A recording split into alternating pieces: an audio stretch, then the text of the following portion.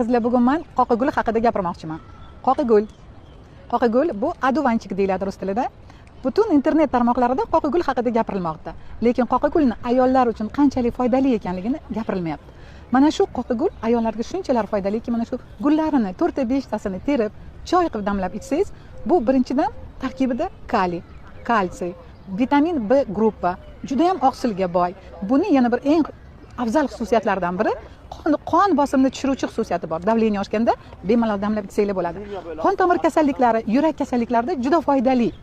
Bu guli haqidagi xususiyatlari. Mana bu navdasi bor-ku, urug'lagandan keyingi navdasi. Mana shu navdasi juda ham shirin va mazalik. Buni to'g'rab qaynatib ichsanglar, kofe va kakaoga o'xshagan maza beradi. Bu ham juda ham energetik manbai hisoblanadi.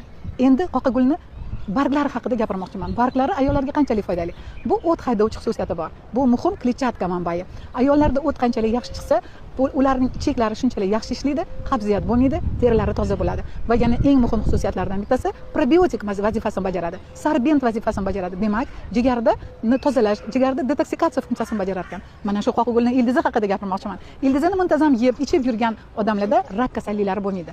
Rak kasalliklari, bo'g'im kasalliklari bo'lmaydi. Agar bor bo'lsa, ularni davolashda muhim rol o'ynaydi.